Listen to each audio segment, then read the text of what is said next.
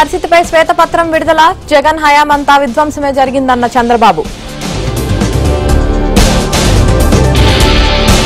గత ప్రభుత్వం వల్లే డయాఫ్రమ్ వాల్ కొట్టుకుపోయింది. జగన్ పాలనలో ప్రజలు తీవ్ర ఇబ్బందులు పడ్డారన్న చంద్రబాబు.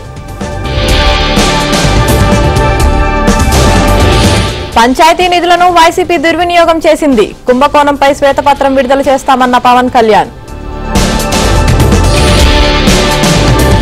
తల్లికి వందనం కార్యక్రమాన్ని త్వరలో ప్రారంభిస్తాం. కొన్ని మీడియా సంస్థలు తన మాటలు వక్రీకరించాయన్న లోకేష్.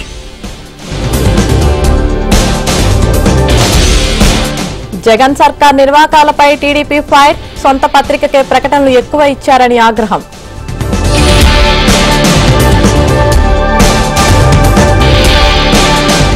కుప్పంలో 4వ రోజు నారా భువనేశ్వరి పర్యటన. మహిళలకు కుట్టు మిషన్లు, తోపుడు బండ్ల పంపిణీ.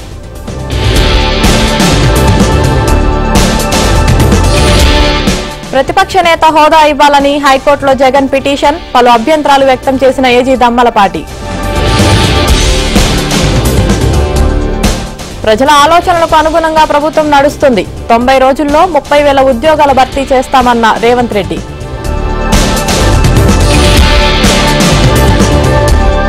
కొనసాగుతున్న బీఆర్ఎస్ నేతల ప్రాజెక్టుల పరిశీలన. కన్నేపల్లి, మేడిగడ్డ బ్యారేజీల పరిశీలన.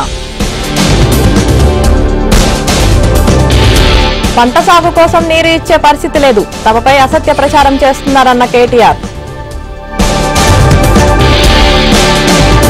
ఇవాళ సాయంత్రం ఢిల్లీకి ఏపీ సీఎం చంద్రబాబు. రేపు నీతి ఆయోగ్ సమావేశానికి హాజరు. ద్వారకా తిరుమలలో వైసీపీ నేత దౌర్జన్యం. కౌలు పేరుతో భూమిని కబ్జా చేసిన వైనం. నెల్లూరు జిల్లా జొన్నవాడ కామాక్షి ఆలయంలో భారీ స్కామ్. కోట్లలో స్వాహా చేసిన మాజీ చైర్మన్. రాజాం రహదారుల దుస్థితిపై ఏబిఎన్ కథనానికి స్పందన. యుద్ధ ప్రాతిపదికన మరమ్మతుకు ఎమ్మెల్యే ఆదేశం. పెద్దపల్లి జిల్లాలో యథేచ్ఛగా ఆన్లైన్ యాప్ల మోసాలు. 10,000 పెట్టుబడి పెడితే రోజుకు 1,200 వస్తాయంటూ ట్రాప్. ఖమ్మం జిల్లా వైరాలో స్మగ్లర్లపై పోలీసుల ఉక్కుపాదం. ఆర్టీసీ బస్టాండ్లో 2 కేజీల గంజాయి స్వాధీనం.